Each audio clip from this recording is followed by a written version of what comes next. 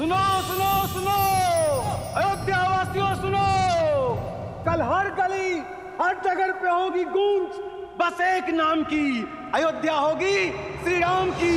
किनकी? श्री राम की। अयोध्या होगी श्री राम की, श्री रामचंद्र की, श्री रामचंद्र की।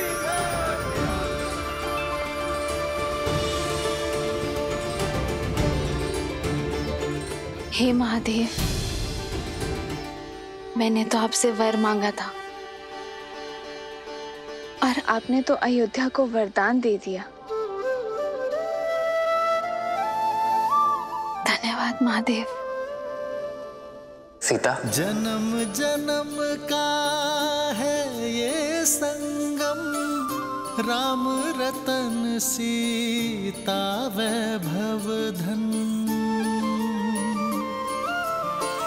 एक है पौरुष एक समर्पण, एक है रूप तो दूजा दर्पण। बधाई हो युवराज।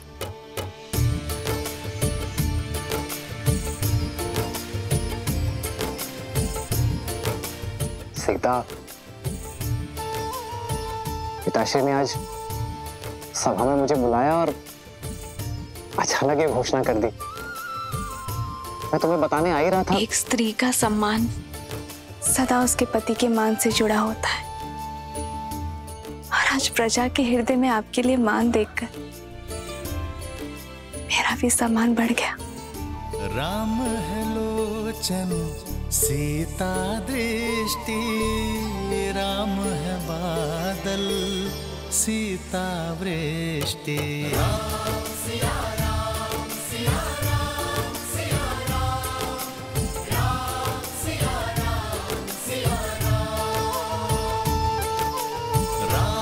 सिया राम सिया राम सिया राम, राम सिया राम सिया राम। ये मान, ये सम्मान एक श्रृंगार नहीं है सीता, ये दायित्व है मेरा और तुम्हारा भी।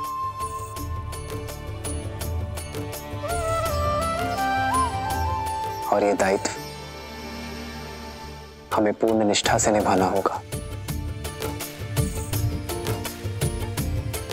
सम्मान को दायित्व समझकर धारण करने का गुण, किसी के शब्दों के पीछे छिपे भाव को समझने की कला ही तो आपको करुणामयी बनाती है श्री राम।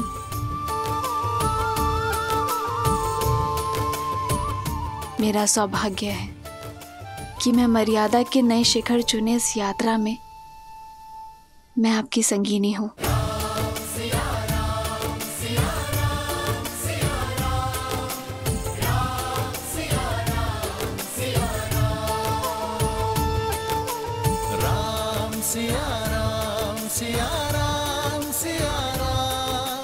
वो संगिनी जो इस राम को पूर्ण करती है।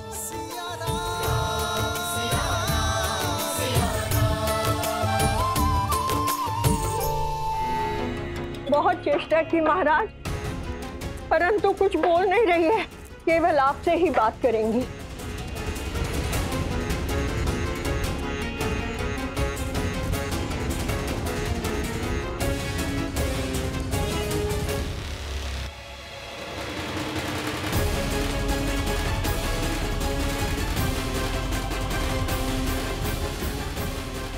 महाराज, कुछ तो अशुभ हुआ है।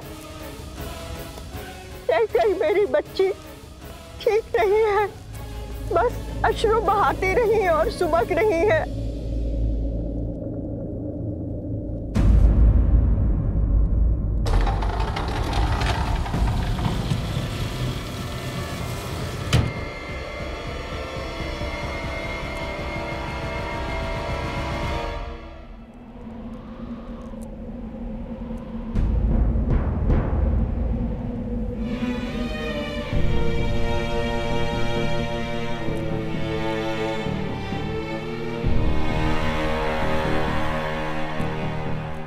कैकेयी,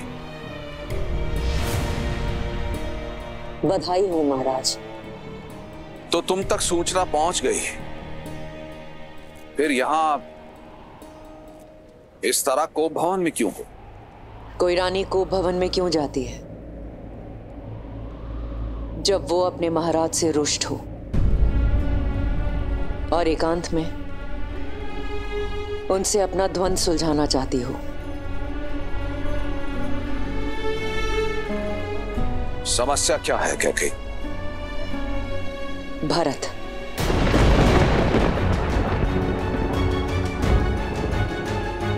भरत की अनुपस्थिति में ये घोषणा क्यों?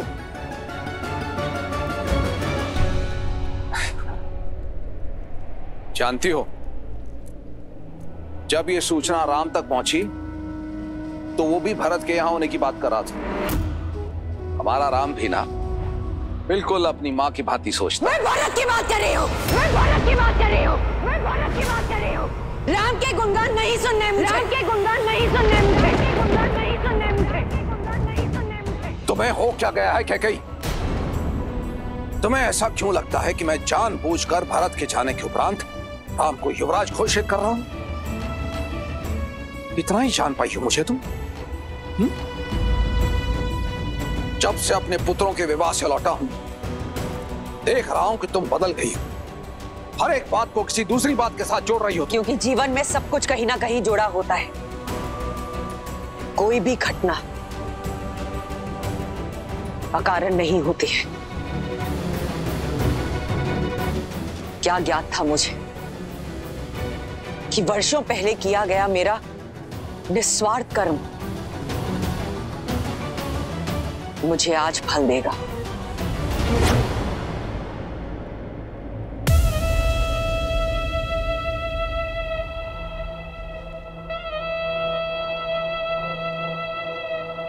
समरासुर का युद्ध स्मरण है आपको महाराज? अपने प्राणों की रक्षा करने के लिए एक नहीं 2 वर दिए थे आपने मुझे, 2 वर दिए थे आपने मुझे, 2 वर दिए थे आपने मुझे।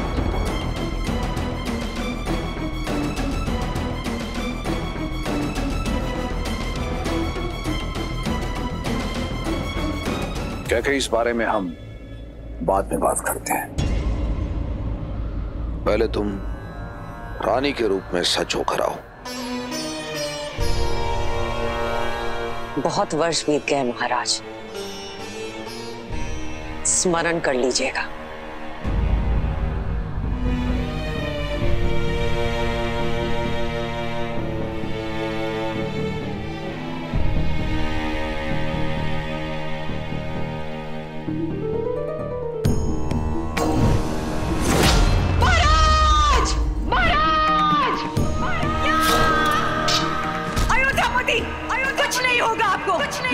तुमने केवल अपने पति के प्राणों की ही रक्षा नहीं की,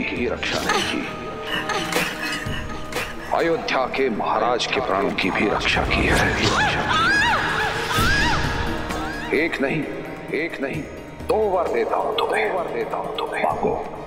इस वक्त कुछ समझ में नहीं आ रहा, जब कुछ समझ में आएगा, तब आपसे मांग लूंगी, तुम्हारे ये 2 वरदान महाराज दशरथ पर ऋण रहे। जब चाहो मांग लेना। स्मरण आया महाराज?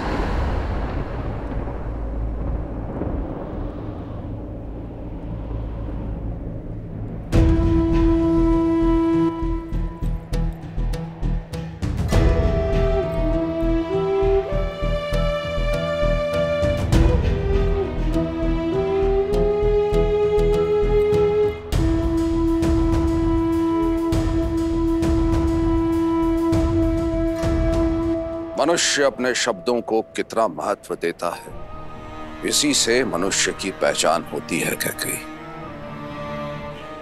मुझे सब स्मरण है। तो रघुवंशियों की रीत को पूरा कीजिए और अपने दिए गए 2 वचन पूर्ण कीजिए। बोलो कैकेयी, क्या वर चाहती हो?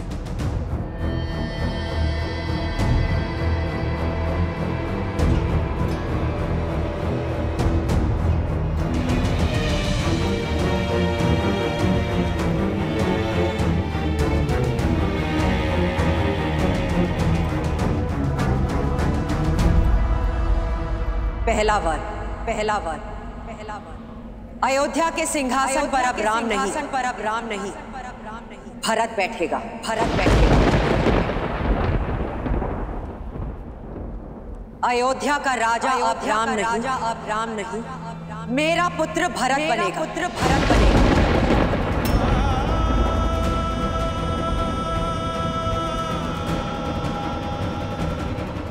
क्या तुम्हें भान भी है कैकेयी तुम क्या कह रही हो? मैं एक राजा और मेरा कर्तव्य है अपनी प्रजा को एक योग्य राजा देना। तो भरत योग्य नहीं है? किंतु वो राम नहीं है। अर्थात आप मानते हैं कि आपको केवल राम प्रिय है? हाँ, मुझे राम सबसे प्रिय है। पूरी अयोध्या की प्रजा को राम प्रिय है, क्योंकि उसमें उत्तराधिकारी बनने के सब गुण हैं। कैकेयी, जब हम संसार से विदा लेंगे तो राम हमारा नाम आगे बढ़ाएगा।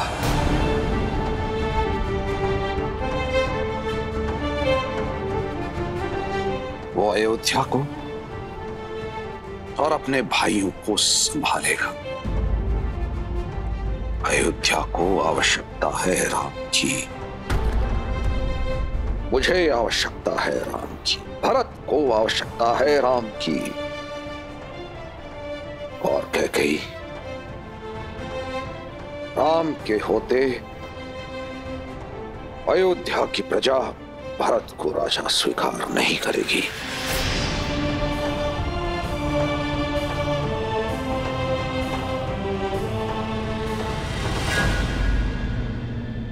दूसरा वर तो सुन लीजिए महाराज, दूसरा वर तो सुन लीजिए महाराज, दूसरा वर तो सुन लीजिए महाराज। दूसरे वर में, दूसरे वर में, दूसरे वर में वनवास, वनवास।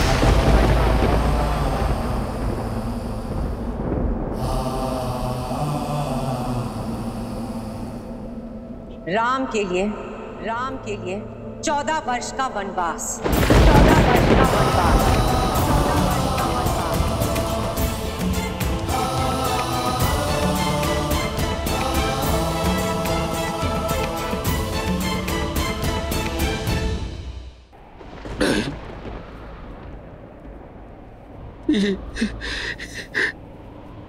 ये क्या कह दिया तुम कैकेयी? तुम इतनी निर्दयी और निष्ठुर नहीं हो सकती कैकेयी। वो राम जिसके प्राण तुम में बसते हैं, जो तुम्हें पूछता है,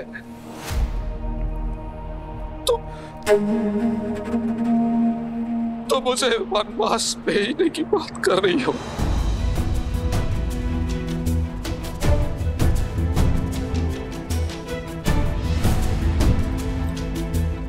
कैकेयी, मेरे प्राण ले लो कैकेयी, किंतु मेरे राम पर दया करो। एक माँ के नाम को कलंकित मत करो कैकेयी। ये माँ अपना मन बना चुकी है, अपना मन बना चुकी है। अब देखना ये है कि एक पिता अपने पुत्र प्रेम में अपने दिए गए वचनों का तिरस्कार करता है या अपने प्राण देकर भी अपने वचनों की पूर्ति करता है। नहीं कैकेयी, तुम ऐसी नहीं हो कैकेयी, तुम ऐसी बिल्कुल नहीं हो। तुम पर किसी ने वशीकरण किया। तुम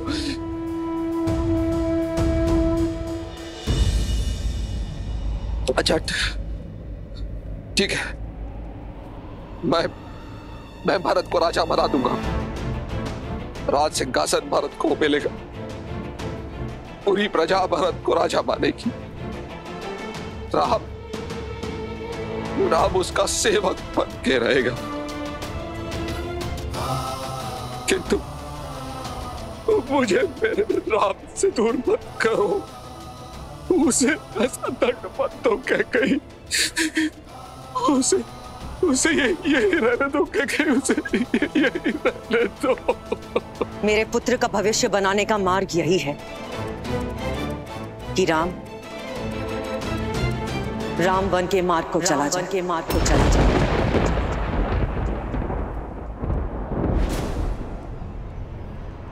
अब बोलिए महाराज, एक रघुवंशी अपने वचन का मान रखेगा या एक पिता राजा हरिश्चंद्र का सत्य, भागीरथ की दृढ़ता और रघु के संकल्प की हत्या करेगा।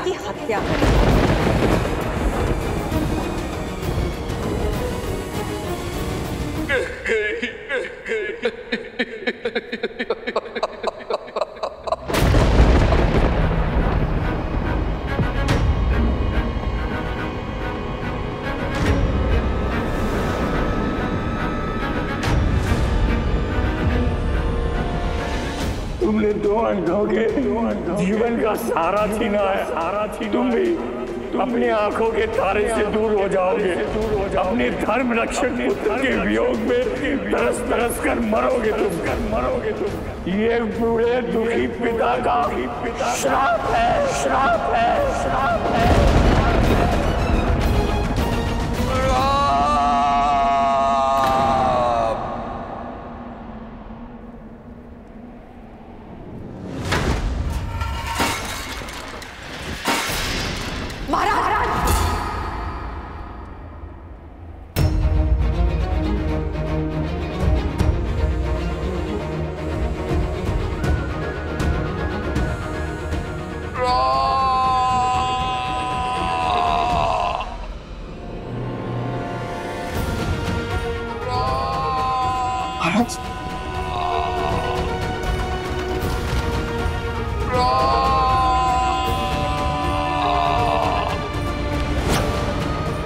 महाराज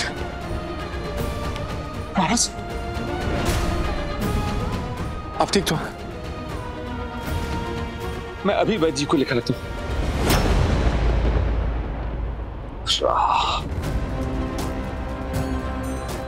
मेरे राम को बुलाओ सुमंत। जी महाराज।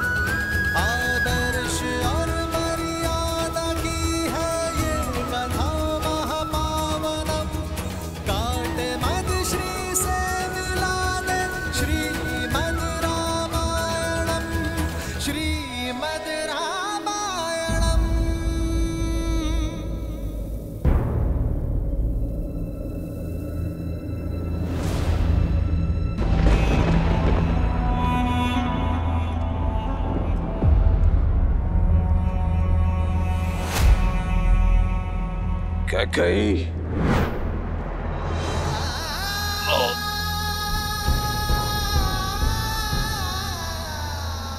कैकेयी, ये भीषण कर्म मत करो। महाराज दशरथ को ये गिड़गिड़ाना शोभा नहीं देता है। आप अपने कर्तव्य से डिग सकते हैं, किंतु ये माता अपने धर्म पर अडिग रहेगी।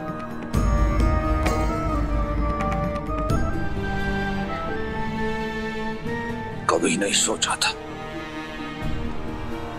मेरा अपना कवच एक विषैला बाण बनकर मेरी ही छाती को भेद देगा।